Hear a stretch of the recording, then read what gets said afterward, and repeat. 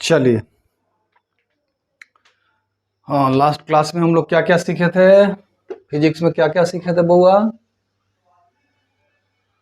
Average velocity, average speed, instantaneous velocity, instantaneous speed, average acceleration, instantaneous acceleration, और कुछ equations भी derive किए थे कि v x f is equal to v x i plus a x into t for motion along straight line.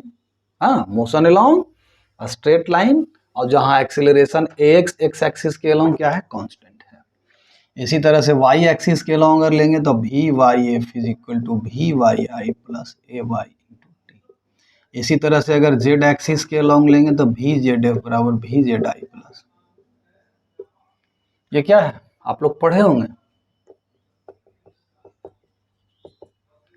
यहाँ अब हम particularize किए कि एक्स एक्सिस के अलोंग मोशन, वाई एक्सिस के अलोंग मोशन, जेड एक्सिस के अलोंग मोशन।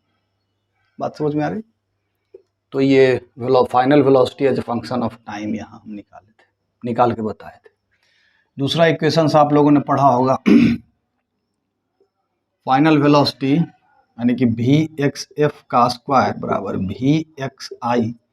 एक्स आई क्या है? वेलोसिटी अलोंग एक्स एक्सिस, और ये आई रिप्रेजेंट करता है इनिशियल वेलोसिटी। कुछ बड़का चीज हम नहीं लिख रहे हैं, इसलिए कंफ्यूज मत कीजिएगा। वी एक्स यानी एक्स एक्सिस के अलोंग वेलोसिटी, और एफ रिप्रेजेंट कर रहा है कि फाइनल वेलोसिटी क्या हो, बराबर आया था 2ax into x f minus x i. Similarly हम लोग वाई एक्सिस के लिए, जेड एक्सिस के लिए लिख सकते हैं। वाई एक्सिस के लिए क्या हो जाएगा, वी बाई आई का square plus 2a by into by F minus by आई, ठीक है। और जेड एक्सिस के लॉन्ग क्या हो जाएगा बउआ, v z f is equal to v z i का square plus 2az into z f minus z i. अब displacement as a function of time, उसका भी हम डेराइव किए थे। क्या था, x f is equal to x i plus v x i into t plus half a x into t square. इसी तरह से बाई एक्सिस के लॉन्ग अगर मोशन अकर कर रहा है तो y i plus v y i into t plus half a y into t square. और जेड एक्सिस के लॉन्ग तो जेड ए बराबर z i plus v z i into t plus half a z into t square. Okay, अब देखिए एक minute,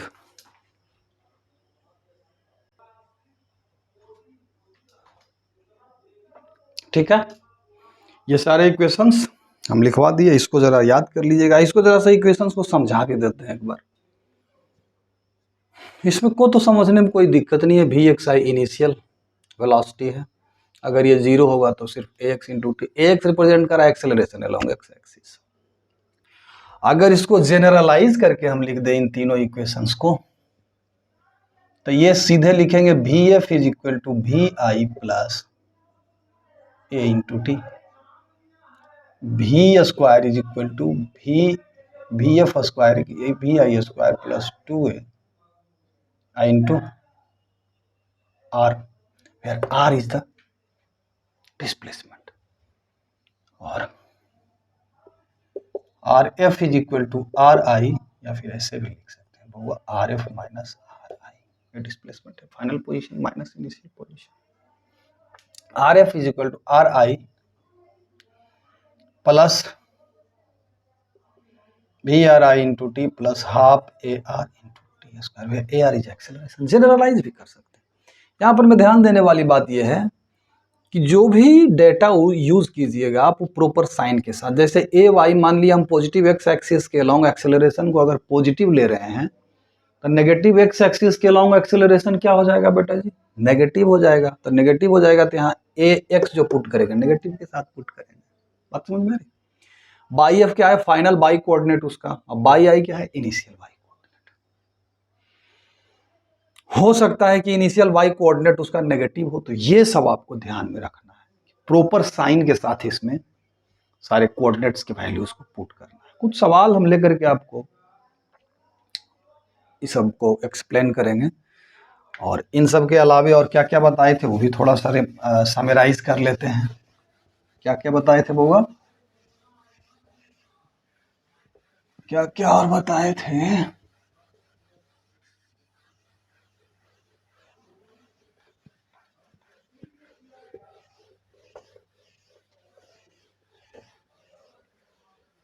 देखो क्या क्या बताए थे कि instantaneous velocity is equal to ds by dt, instantaneous velocity is equal to dr by dt where r is the position vector। instantaneous acceleration क्या हो जाता है, dv by dt। ये हम कल सब डिराइव किया था पिछले क्लास में, सॉरी यही ना था।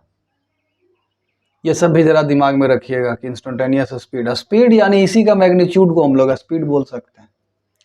और जब मोशन अलोंग स्ट्रेट लाइन हो तो उसको कौन सा मोशन बोलेंगे, वन डायमेंशनल मोशन। अगर मोशन अलोंग स्ट्रेट लाइन हो रहा है, चाहे एक्सेलरेटेड मोशन हो चाहे non accelerated motion, motion along straight line क्या हो जाएगा बउआ, क्या होगा, वो वन डायमेंशनल मोशन होगा। बात समझ में आ रही? अगर इसको इस तरह से भी समझ सकते हैं कि अगर जैसे x और y के बीच अगर हम ग्राफ खींचे, जैसे x एक्सिस के अलोंग मोशन को लिया और y एक्सिस के अलोंग मोशन को लिया, और इन दोनों के बीच अगर हम ग्राफ ड्रॉ किए, और अगर ये ग्राफ क्या आ गया बेटा जी, स्ट्रेट लाइन आ गया, तो कैसा मोशन हो जाएगा, वन डायमेंशनल। अगर y का ग्राफ खींचे और y और x में जो रिलेशन है वो कर्व आ गया, कहने का मतलब y is equal to x square या एक्स क्यूब, तो वो कैसा मोशन हो गया, टू डायमेंशनल मोशन हो गया। पहचानने का ये भी एक तरीका है, ग्राफ खींच करके देख लीजिए, ठीक है। चलिए तो आगे अभी अब कुछ इस पर हम प्रॉब्लम हम लोग डिस्कस करेंगे, उसके बाद फिर ना एक चीज, अब वन डायमेंशनल मोशन में एक मोशन को अभी स्टडी कर लेते हैं, motion under gravity. Motion under gravity, motion under gravity में जैसे हम लोग किसी पत्थर को सीधा वर्टिकली अपवर्ड फेंके, ठीक है, तो कुछ दूर तक ऊपर जाएगा जाएगा जाएगा जाएगा, उसके बाद फिर क्या होता है, नीचे फिर आने लगता है। मैक्सिमम हाइट पर जाने के बाद जैसे इसको ऐसे फेंके ऊपर गया, फिर देखो नीचे आया, तो यहाँ जाने के बाद यहाँ पर इंस्टेंटेनियसली क्या होता है, इसका वेलोसिटी क्या होता है, जीरो। फिर डायरेक्शन ऑफ वेलोसिटी इसका चेंज करता है, चेंज करने के बाद धीरे धीरे धीरे धीरे ये नीचे आने लगता है, और नीचे आते आते फिर टकरा जाता है ग्राउंड से। तो इसका जो एक्सेलरेशन होता है, जैसे कि कोई हम ले लिया क्या, ये पत्थर ले लिया है ना, और ये हमारा क्या है बउआ, ग्राउंड। ये क्या है बेटा जी, ये हमारा है ग्राउंड, ठीक है। यहां से हम इसको फेंका था, मैक्सिमम ये यहां तक गया है, यहां के बाद फिर ये धीरे धीरे नीचे आने के, यहाँ इसका VF बराबर 0 है, यहाँ कुछ स्पीड से हम फेंके होंगे। मान लेते हैं कि ये हाइट यहाँ से यहाँ तक क्या है बउआ, h है। क्या है बेटा जी, h है। ये हमारा x एक्सिस ले लो, इधर से ऊपर हमारा y एक्सिस ये ले लो, ये मोशन कर रहा है, कोई कंफ्यूजन, कहीं कुछ दिमाग एक्स्ट्रा लगाना ही नहीं है। अब यहाँ ये फाइनल वेलोसिटी स्टोन का या ऑब्जेक्ट का 0 हुआ, उसके बाद फिर नीचे आना शुरू होगा, नीचे आएगा, यहाँ स्पीड बढ़ते जाएगा, फिर यहाँ आके कोलाइड कर जाएगा किससे, अर्थ सरफेस। तो सबसे पहले तो ये देखते हैं कि इसका एक्सेलरेशन क्या होता है वर्टिकली डाउनवर्ड। तो याद रखिएगा इसका जो एक्सेलरेशन होता है वो स्मॉल g से रिप्रेजेंट करते हैं, ये होता है 9.8 मीटर, मैग्नीट्यूड बता रहे हैं पर सेकंड स्क्वायर। ये आप लोग पढ़े भी होंगे 9th में। ये कितना होता है बेटा जी, 9.8 मीटर पर सेकंड स्क्वायर। अगर यहाँ हमारा हाइट h हो ना, यहाँ हमारा हाइट अगर h हो, ये अब आपको पूछ दे कि इस बॉल का या इस ऑब्जेक्ट का just before hitting the earth इसका वेलोसिटी क्या होगा, तो कौन सा फॉर्मूला यूज करेंगे, देखिए बाई एक्सिस के अलावा v by F, v by I square plus 2a by into by F minus by I. अब देखिए कैसे इसमें सब डाटा पुट करेंगे। v बाई एफ क्या हो गया, final velocity just before hitting the air, तो इसको v मान लो। v बाई आई क्या है, यहाँ पर इसका स्पीड वेलोसिटी क्या है 0, तो 0 का स्क्वायर कर दिए। 2 इंटू ए बाई यानी acceleration along y axis. Acceleration along अगर पॉजिटिव डायरेक्शन में होता तो पॉजिटिव लेते, और चूंकि अब बाई पॉजिटिव बाई एक्सिस के अपोजिट डायरेक्शन में है तो इसका एक्सेलरेशन इधर क्या हो जाएगा, g बराबर -9.8 मीटर पर सेकंड स्क्वायर हो जाएगा। तो यहाँ माइनस डाल दिया। फाइनल बाई कोऑर्डिनेट इसका क्या है, यहां आ गया तो 0, और इनिशियल वाई कोऑर्डिनेट इसका क्या था h, यानी कि हमारा क्या आ गया 2 गुने 9.8 इंटू h v का स्क्वायर, यानी v हमारा क्या आ गया, इतना आ गया। तो हाइट अगर हमको पता हो तो फाइनल वेलोसिटी इसका क्या होगा just before hitting the earth, ये हम बता देंगे। और ये डायरेक्शन इसका क्या होगा डाउनवर्ड, तो यहाँ पर माइनस साइन ले लेंगे, प्लस और माइनस दोनों आएगा। बात समझ में आ रही है। तो इस तरह से हम इन इक्वेशंस का यूज करेंगे, ठीक है। किसी भी डायरेक्शन में, वन डायमेंशनल मोशन में किसी भी डायरेक्शन में यूज कर सकते हैं, बस प्रोवाइडेड एक्सेलरेशन उस मोशन के दरमियान क्या हो बेटा जी, कांस्टेंट हो। तो बताए थे लास्ट क्लास में, बताए ही थे कि एक्सेलरेशन उस डायरेक्शन में क्या हो, कांस्टेंट हो। अब हम टनाटन कुछ क्वेश्चन ले लेते हैं, और जरा आप लोग क्वेश्चन को भी जरा ध्यान से समझिएगा कि कैसे कहाँ क्या लाठी पेना चला रहे हैं सर, कौन सा हथियार कहाँ यूज कर रहे हैं। मेन होता है कि हथियार तो कोई भी खरीद सकता है, कहने का फॉर्मूला इक्वेशंस कोई भी याद कर लेगा। इंपॉर्टेंट क्या है कि उस हथियार को चलाना कब कैसे है ये सीखना इंपॉर्टेंट है। हम आपको क्या दे दिया, एक स्क्रू ड्राइवर दे दिया। अब बोले कि जाओ जाकर के अपना टीवी खोल दो, ओपन कर दो उसको। आप टनाक से जाएंगे ओपन कर देंगे। वहीं अगर हम बोले उसी स्क्रू ड्राइवर से घड़ी ओपन करो, ओपन कर पाओगे, नहीं ओपन होगा ना। उसी स्क्रू ड्राइवर से हम बोले कि जाओ बेटा जी अपना लैपटॉप कंप्यूटर सब ओपन कर दो, नहीं होगा। उसके लिए छोटा, उससे बहुत बहुत छोटा स्क्रू ड्राइवर चाहिए। हम आपको सारा स्क्रू ड्राइवर दे दिए, अब कब कहाँ कौन सा स्क्रू ड्राइवर यूज होगा, यानी कि वीपन्स यूज करेंगे। This is very very important. हम सारा कंसेप्ट ऑफ काइनेमेटिक्स का दे दिए, वन डायमेंशनल मोशन का। लेकिन आप वो सारे इक्वेशंस जो हम आपको बताएं उसको यूज कैसे करना है, कहाँ करना है ना, वैलिड कहाँ कहाँ है। अब बताओ ना, बड़ा स्क्रू ड्राइवर से आप लैपटॉप कैसे खोलिएगा, वॉच कैसे खोलिएगा, वैलिड ही नहीं है, वहां लगेगा ही नहीं। हाँ। तो ये सीखना बहुत इंपॉर्टेंट है। बात समझ में आ रही, ये सीखना बहुत ही ज्यादा इंपॉर्टेंट है। कहने का अर्थ है थियोरेटिकल कंसेप्ट जब आप समझ गए सब कुछ, तो ऐसा मत सोचिएगा कि अब प्रॉब्लम आपसे बन जाएगा सारा का सारा, ऐसा नहीं है।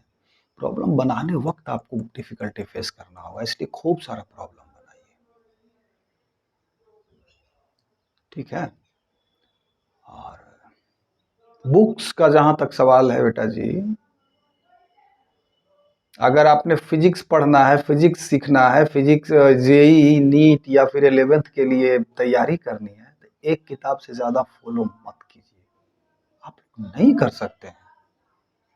अब 4 किताब कोई बता रहा है, हाई वाला हाउ वाला सब मिलकर के बता रहा है, ई वाला आदमी वो वाला आदमी, सब अपना अपना, ये हीरोडोव रेसनिक, ये डीसी पांडे, ये देखिए ये भी पढ़िए वो भी पढ़िए, ऐसे पढ़िए वैसे पढ़िए, सब गलत। बउआ एक तो आपका कोर्स का किताब हो गया, जैसे कि आप मान लिया सीबीएसई के स्टूडेंट है तो एनसीईआरटी तो आपको पढ़ना ही पड़ेगा, बहुत बिल्कुल अच्छी किताब है वो। एक किताब और कोई भी ले लीजिए, कोई भी, हम बता रहे हैं कुछ नाम हम सजेस्ट करेंगे, उनमें से कोई भी एक उठा लीजिएगा बस। एनसीईआरटी पर ही हम बोलते कि सिर्फ उसी को बनाइए, वो हम इसलिए बोल रहे हैं एक और किताब लेने के लिए क्योंकि उसमें प्रॉब्लम्स कम है, प्रॉब्लम्स का वेरिएशंस उसमें कम है एनसीईआरटी। बात समझ में आ रही है। तो प्रॉब्लम्स का वेरिएशंस थोड़ा हो तो इसके लिए एक और किताब आपको लेना पड़ेगा। और अगर आपको प्रॉब्लम्स का कहीं से सेट मिल जाता है बहुत सारा प्रॉब्लम का, जैसे अब काइनेमेटिक्स में वन डायमेंशनल मोशन में हम आपको सब कुछ बता दिए, तो अब आप काइनेमेटिक्स के वन डायमेंशनल मोशन का जो भी क्वेश्चन है प्रॉब्लम से वो आप बनाइए, जहां से क्वेश्चन मिले ऑनलाइन सर्च कीजिए या फिर कहीं प्रॉब्लम सेट ही उठा करके ले आइए, पुराना पुराना जैसे पहले आता था सब प्रॉब्लम्स का सेट, वो उठा के लाइए, वो बनाइए।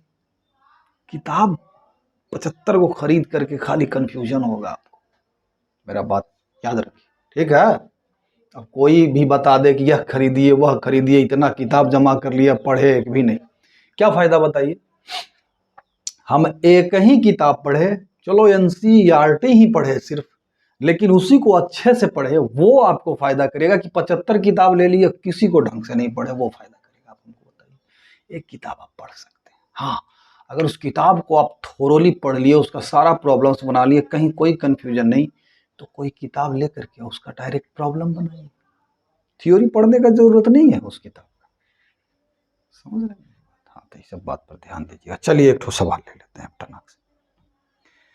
सवाल है, particle is moving along x axis, its coordinates varies with time as, एक पार्टिकल एक्स एक्सिस के अलोंग मूव कर रहा है, उसका कोऑर्डिनेट जो है x is equal to 2t² plus 4t minus 6 है, 2t² प्लस 4t माइनस 6 है, ठीक है। तो क्या कहा जा रहा है, here x is in metre and t is in second, find average velocity between the time interval 0 to 2 seconds. इसमें एवरेज वेलोसिटी आपको निकालना है, बड़ा सिंपल है। अब बोल दिया है कि एक्स एक्सिस के अलोंग मूव कर रहा है, तो ये तो दिमाग में रख लेना है कि वन डायमेंशनल मोशन है, एक्स एक्सिस के अलोंग मूव कर रहा है ना। अब पूछता है कि t बराबर 0 सेकंड पर और t बराबर 2 सेकंड के बीच में इसका सबसे पहले आप एवरेज वेलोसिटी निकालिए।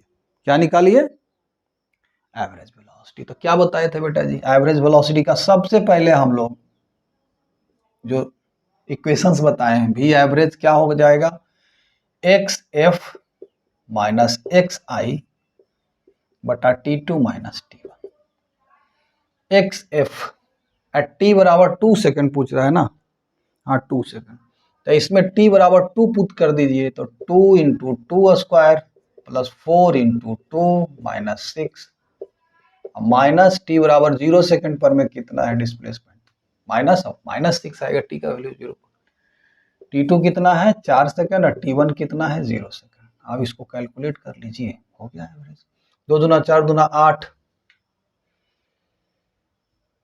8 8 16, अब प्लस 6 माइनस 6 तो कटिए गया, तो 16 बटा क्या हो जाएगा बेटा जी 4, यानी कि 4 मीटर पर सेकंड इसका एवरेज वेलोसिटी है। कितना है बेटा जी, 4 मीटर पर सेकंड। अब दूसरा सवाल है, ये तो पार्ट ए हो गया हमारा। अब दूसरा सवाल कहता है कि find the instantaneous velocity as t is equal to 2 second, oh sorry t is equal to 2 second था ना, वो यहाँ 2 होगा, यहाँ भी 2 होगा, तो ये 8 मीटर पर सेकंड। अब कह रहा है कि find the instantaneous velocity at t is equal to 2 second. तो इंस्टेंटेनियस वेलोसिटी भी बराबर क्या बताए थे, dx बाई dt, तो इसको डिफ्रेंशिएट करो बउआ, तो d of 2t² plus 4t minus 6 by dt, this is equal to क्या हो जाएगा बेटा जी, 2 दूना, बस डिफ्रेंशिएट कर रहे हैं, कोई बड़का काम नहीं कर रहे हैं, 2 दूना 4t और प्लस 4, ये ना हो जाएगा। ये क्या हो गया हमारा इंस्टेंटेनियस वेलोसिटी।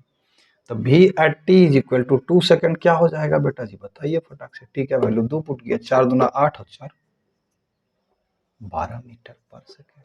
यानी ये पार्टिकल क्या चीज में है, एक्सेलरेशन में है, नहीं है एक्सेलरेशन में। t बराबर 2 सेकंड पर वेलोसिटी 12 मीटर पर सेकंड है और t बराबर 0 सेकंड पर 4 मीटर पर सेकंड। अब तीसरा कहता है कि इसका एक्सेलरेशन निकालिए, तो क्या एक्सेलरेशन हो जाएगा,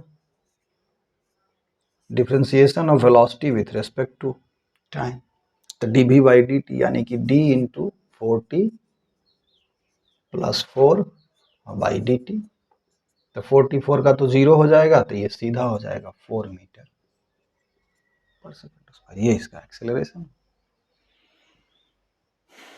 कहीं कोई डाउट है तो आप पूछ सकते हैं, सिंपल सा क्वेश्चन था।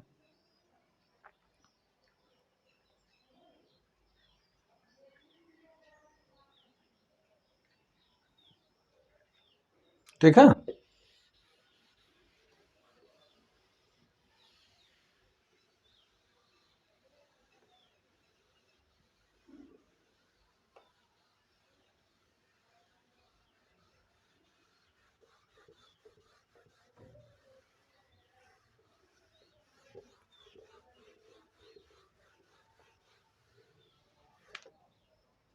चलिए अब नेक्स्ट क्वेश्चन देख लेते हैं बेटा जी।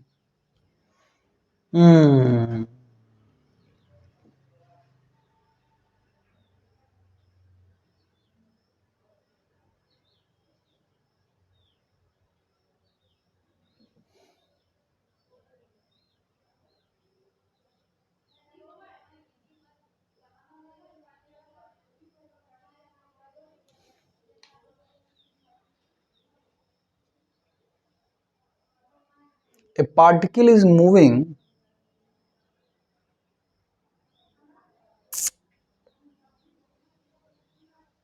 in such a way that x is equal to 2t square और y is equal to क्या है बेटा जी, टी क्यू।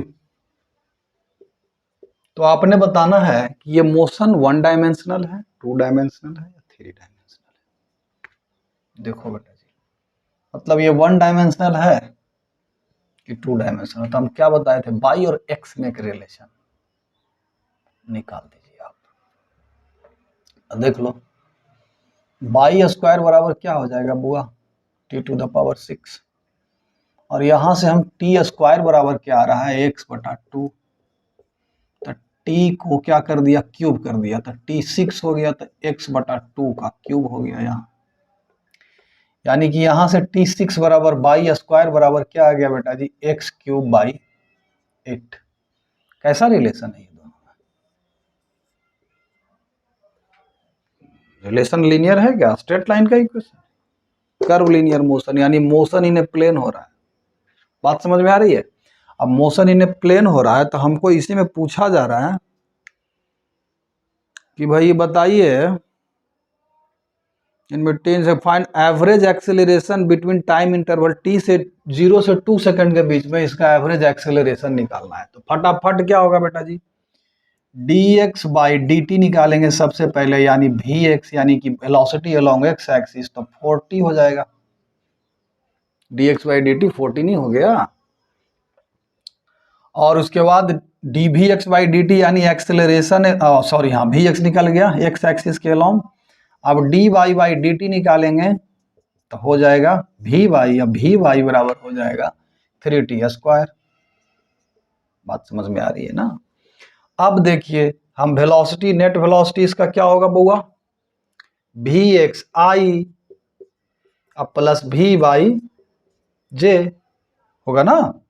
तो इसको क्या लिख देंगे, वी एक्स आई यानी 4t आई के डायरेक्शन में plus we Y 3t square, ये हमारा वेलोसिटी वेक्टर हो गया। अब t बराबर 0 पर में वेलोसिटी वेक्टर कितना है बउआ, यानी कि वी आई इनिशियल t बराबर 0 सेकंड पर कितना है, 0 पुट करेंगे तो 0। t is equal to v f हम निकाल रहे हैं 4 सेकंड पर में, कितना हो जाएगा बउआ, सॉरी 2 सेकंड है बेटा जी, 2 सेकंड, बार बार हम 4 लिख दे रहे हैं। 2 सेकंड पर कितना हो जाएगा बेटा जी, 4 दूना 8 आई, अब प्लस 2 दूनी 4 तिया 12 जे मीटर पर सेकेंड। अब एवरेज एक्सेलरेशन का क्या फॉर्मूला बताए थे बेटा,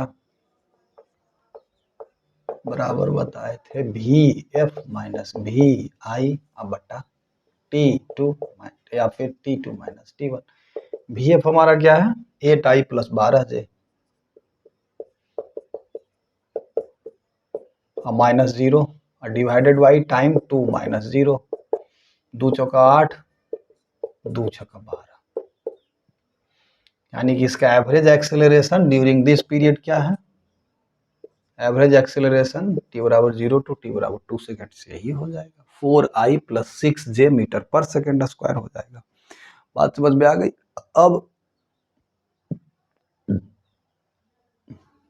इसी में अगर पूछ दिया जाता कि भाई अब आप बताइए इसका instantaneous acceleration as t is equal to 2 second क्या होगा? तो वी एक्स तो निकल गया बउआ, ए एक्स क्या हो जाएगा? D v x by d T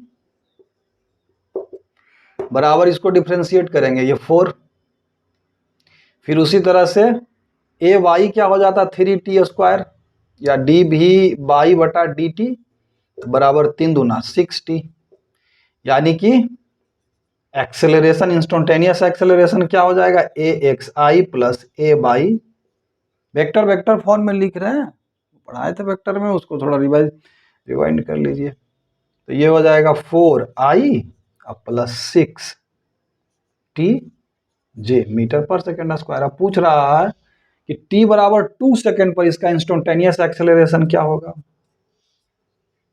2 second पर क्या हो जाएगा बेटा जी? क्या हो जाएगा? ये तो कांस्टेंट है, 4i प्लस 2 तो 12j मीटर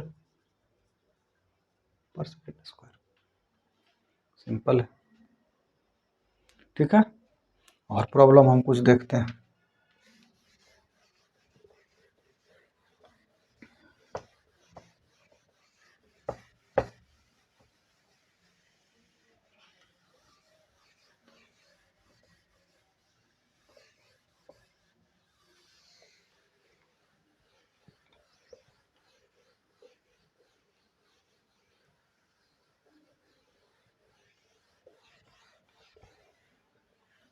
चलिए और कुछ प्रॉब्लम्स देख लेते हैं बउआ। प्रॉब्लम, हाँ एक प्रॉब्लम और देख ही लीजिए, ये वाला बड़ा अच्छा प्रॉब्लम कहता है the position of a particle moving on x axis is given by x बराबर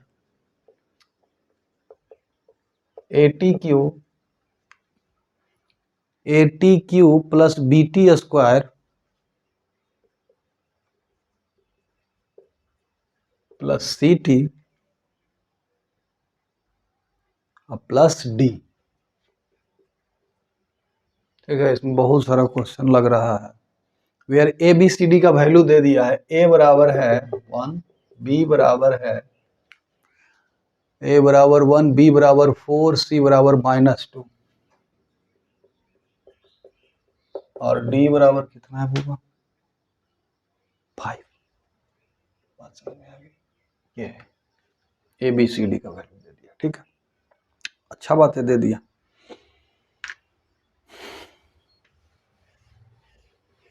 ठीक है ना, अच्छा ही बात है ना, दे दिया है तो अच्छा ही बात है। तो पहला क्वेश्चन हमारा रेज होता है कि find the dimensions of ABCD।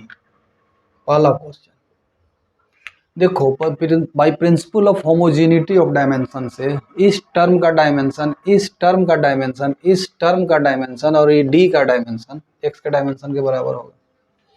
और डायमेंशन ऑफ एक्स क्या है बेटा जी? एल है, यानी कि यहां से हम कह सकते हैं कि डायमेंशन ऑफ ATQ बराबर भी क्या होगा?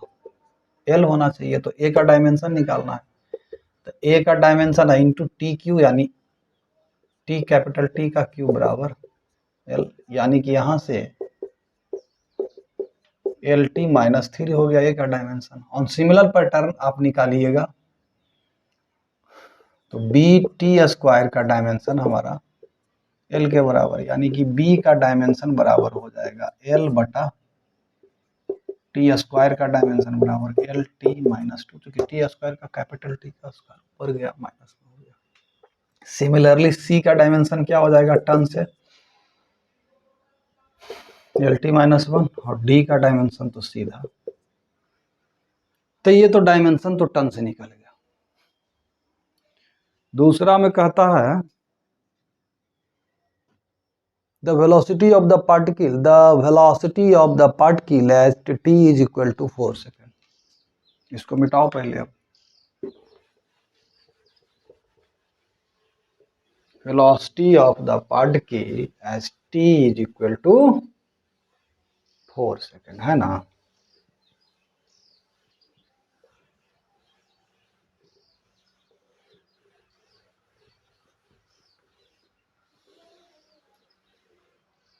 चलो, तो x को पहले हम लोग लिख लेते हैं, a का वैल्यू क्या है? 1, तो ये TQ हो जाएगा। बी का वैल्यू 4 तो +4 टी स्क्वायर हो जाएगा, सी का वैल्यू -2 तो -2t और प्लस डी का वैल्यू 5। कहता है वेलोसिटी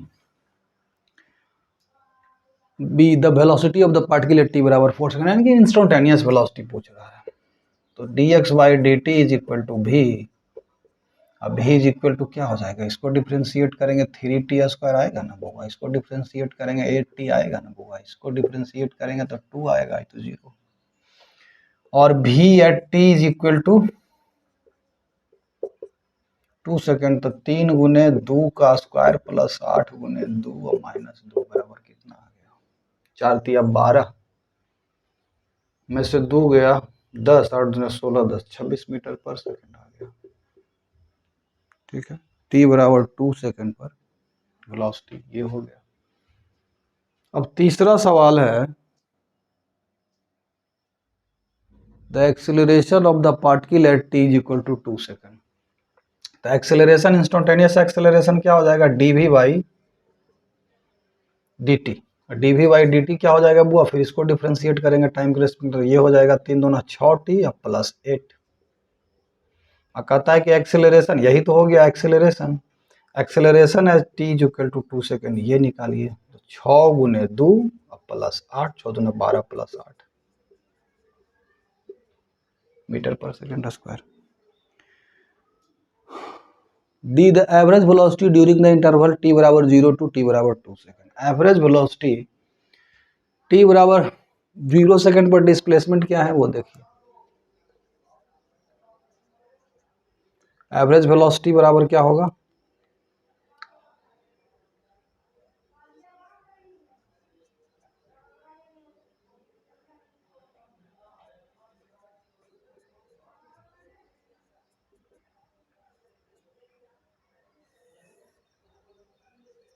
यही ना होगा।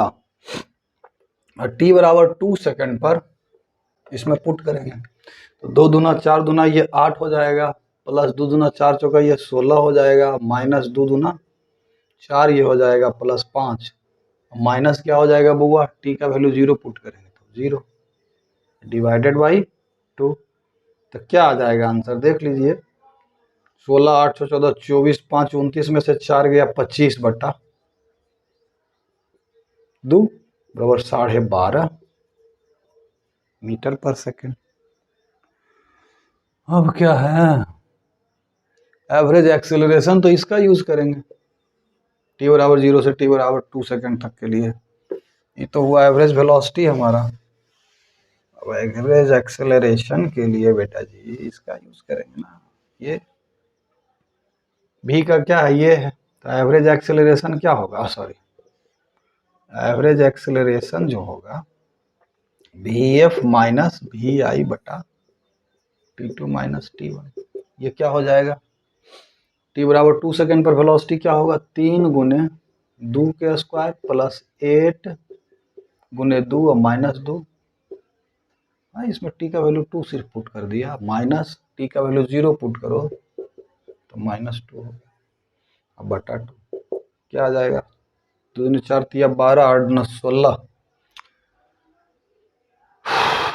तो ये +2 हो जाएगा, -2 तो खत्म हो गया, और आंसर आ जाएगा 3 दूना 6 प्लस 8 14 मीटर पर सेकेंड। देख लीजिए 8 दूना 16 प्लस 4 तिया 12, तो 16 12 क्या 16 2 18 10 28 बटा 2 14 मीटर पर सेकेंड स्क्वायर हो गया, यही तो था।